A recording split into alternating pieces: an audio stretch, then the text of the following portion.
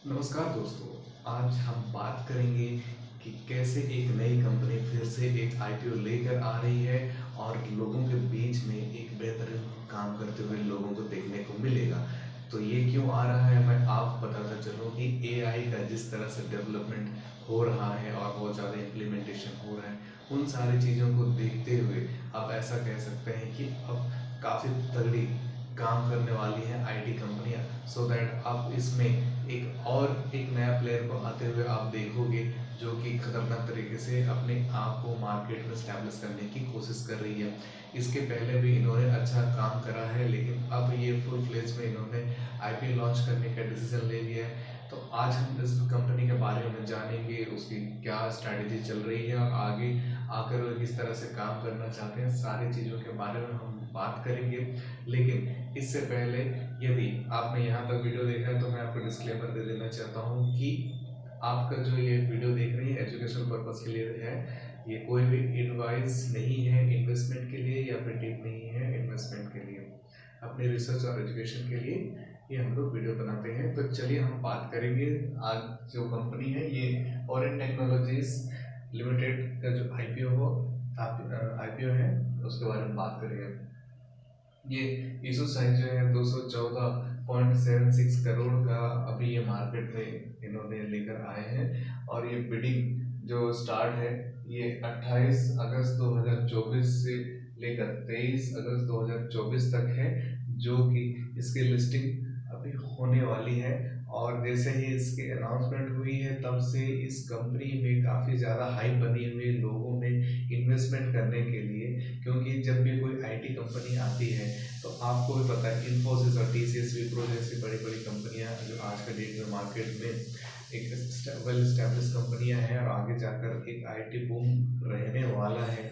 तो इन सारी चीज़ों को देखते हुए अब आईटी के जो स्टॉक हैं उनको लोग हाथों हाथ ले रहे हैं, ताकि उनसे ऐसा ना हो जाए कि ये मौका भी मिस हो जाए। क्योंकि स्टार्टिंग में जब आप निवेश करके रखते हैं तो लंबे समय में एक अच्छा बेनिफिट आपको देखने को मिल सकता है। शुरुआत में हो सकता है थोड़ी बहुत उतार चढ़ाव देखने को मिले, लेकिन लंबे समय तक यदि आप बने हुए रहते हैं तो आगे जाकर आपको बेनिफिट अच्छा मिलता है। तो ये शेयर जो है ये बीएसई और एनएसई में दोनों में लिस्टेड होते हुए आपको दिखाई देगी, क्योंकि काफ़ी सारे स्टॉक है जो सिर्फ एनएसई या फिर बीएसई में आपको दिखते हैं, लेकिन ये दोनों में लिस्टेड होते हुए दिखाई देगी। और इस वजह से इसमें जो अपॉर्चुनिटीज होगी लोगों के लिए भी वो बेहतरीन होंगे। प्राइस बैंड इन्होंने रखा है 195 से 206 रुपये का पर शेयर के हिसाब से। तो ये इसका प्राइस बैंड है। मिनिमम एप्लीकेशन साइज जो है 72 शेयर का है। एक लॉट जो है 72 का है। तो यदि आप निवेश करना चाहते हैं तो 72 का जो आंकड़ा है इसे आप ध्यान रखते हुए आप कोई भी निवेश करें, अन्यथा आपकी जो एप्लीकेशन है वो रिजेक्शन में जा सकती है। तो इस बात का आप शुरुआत से ध्यान रखेंगे। कभी भी लोग क्या करते हैं कि जब पूरी तरह से आपको आईपीओ के लिए जो फॉर्म मिलता है वो पूरी तरह से फिलअप, सारे कंडीशंस को आप मेंटेन होकर नहीं फिलअप करते हैं तो बाद में आपको प्रॉब्लम होती है। और आपको हैरानी होगी लास्ट में जाकर कि आपका कहाँ पे क्या मिसकैलकुलेशन हुआ है या फिर कहाँ आपने एरर करी है। काफ़ी सारी चीज़ें हैं जहाँ पे लोग इन सारी चीज़ों के ऊपर ध्यान नहीं देते हैं और लास्ट में आईपीओ के अलॉटमेंट नहीं मिल पाते हैं। सबसे ज़्यादा प्रॉब्लम जो हमारे इंडियन लोग फेस करते हैं कि उन्हें आईपीओ का अलॉटमेंट नहीं मिलता है। वजह उसका वही है कि यदि ठीक से सारे डॉक्यूमेंटेशन को यदि क्लियर नहीं करेंगे तो ऐसी दिक्कतें आती हैं। लिस्टिंग डेट की हम बात करें तो ये 28 अगस्त 2024 का ये रहने वाला है। और फेस वैल्यू जो है इसका 10 रुपया पर शेयर के हिसाब से उसका फेस वैल्यू रहने वाला है।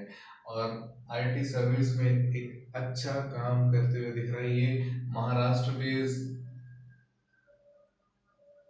इसकी हेड ऑफिस है और इसमें अच्छा इन्होंने बिजनेस एक्सपैंड करा है और वर्ल्ड वाइड से इनके पास बिजनेस है। इवन जो इनका जो मेन मकसद है नेटवर्किंग सिस्टम को और ज़्यादा स्टैब्लिश करना, इंफ्रास्ट्रक्चर को और ज़्यादा डेवलप करना, डेटा सेंटर को और ज़्यादा डेवलप करना, इन सारी चीज़ों के लिए ये फंड रेज कर रहे हैं। मुख्य उनका जो मेन मकसद है इंफ्रास्ट्रक्चर को और ज़्यादा वास्ट फास्ट लेवल पे लेके जाना चाहते हैं, ताकि अपने आप को पूरी तरह से बड़े बड़े मार्केट लीडर हैं उनके साथ में अपने आप को खड़ा कर पाए। आरओई जो है 27.26 का है और आरओसी 28.42 का है। पैट मार्जिन 6.87 का इनका पैट ग्रोथ है। और इस सारी डिटेल में तो मुझे यही लग रहा है कि ये अभी तक तो अभी अच्छा काम कर रहा है, और आगे जैसे ही लिस्टिंग होती है उसके बाद से इसका असलियत में इसका परफॉर्मेंस देखने को मिल सकता है। काफ़ी सारी चीज़ें हैं जो शायद इफ एंड बट कंडीशन में चल सकती हैं, लेकिन इस तरह के स्टॉक लंबे समय के दौरान में एक अच्छी रैली करते हुए दिखाई देते हैं, क्योंकि काफ़ी समय इनको लगता है नए बड़े क्लाइंट को जोड़ने के लिए। और नए बड़े क्लाइंट को जोड़ना बोलेगा तो 1 या 2 दिन में ये चीज़ नहीं होता है ओवरनाइट। तो इसके लिए टाइम लगता है, प्रोसेस लगता है, एक स्टैब्लिश करना पड़ता है मार्केट में ब्रांड।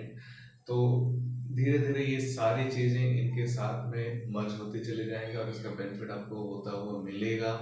और यदि ये कंपनी बेहतरीन तरीके से काम करती रही तो आपको आने वाले कुछ समय में एक अच्छे लेवल में ये कंपनी सेट होते हुए दिखाई देगी। इस कंपनी के बारे में बात करो तो ये महाराष्ट्र में एक अच्छा इन्होंने कंपनी का जिस तरह का बिजनेस है वहाँ डोमेस्टिक लेवल में भी महाराष्ट्र में इनका अच्छा कैप्चर है। इस वजह से भी आप कह सकते हैं कि बहुत सारी कंपनीज जो है IT company south based company है, लेकिन ये इन्होंने अपने आप को वेस्ट में ज़्यादा स्टैब्लिश कर रखा है और उनका अच्छा बिजनेस होने की वजह से अब इन्होंने वर्ल्ड वाइड के ऊपर ज़्यादा ध्यान दे रहे हैं। और जितनी भी कंपनीज है मोस्टली जो मेन अर्निंग जो होता है उन्हें वर्ल्ड वाइड लेवल से जो क्लाइंट आते हैं उनके द्वारा होता है। पहले थोड़ा सा इनको एडवांटेज मिला है जितनी भी बड़ी कंपनियां हैं, क्योंकि बाहर जो आपको रेट मिलता था वो आपको 100 रुपये मिल रहे थे, तो यहाँ पे 10 रुपये में इन्होंने काम करा दिया। इस तरह से ये अपने आप को ग्रो करते चले गए।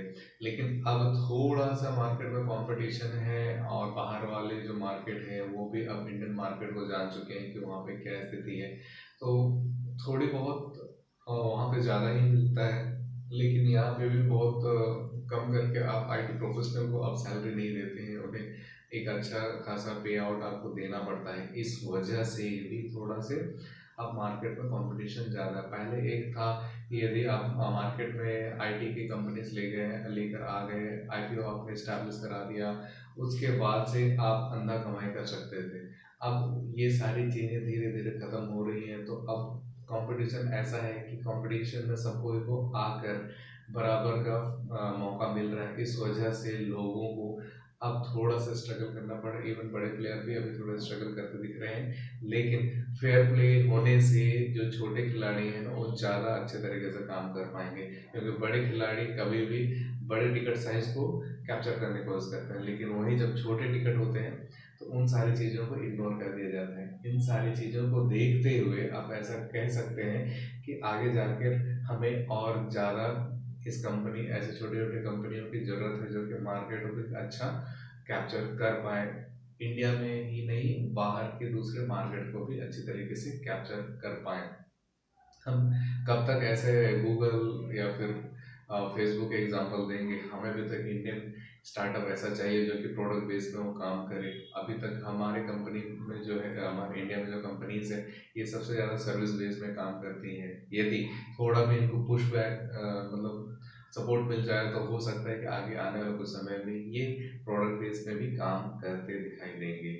आशा करता हूँ यहाँ तक वीडियो आपको पसंद आया होगा, और यदि अभी तक आपने इस चैनल को सब्सक्राइब नहीं किया तो अभी जाकर सब्सक्राइब कीजिए, लाइक का बटन जरूर दबाइए। इस वीडियो में आपको क्या इन्फॉर्मेटिव लगा है वो जरूर नीचे कमेंट करके हमें बताएं, और कमेंट कीजिए कि नेक्स्ट पार्ट आप कौन सा वीडियो को देखना चाहते हैं, या फिर इस कंपनी के बारे में और ज़्यादा डिटेल जानना चाहते हैं तो वो नीचे हमें कमेंट करके बताइए। लाइक ज़रूर कीजिए, इससे हमें मोटिवेशन मिलता रहता है। मिलते हैं नेक्स्ट वीडियो, तब तक के लिए टेक केयर, बाय बाय।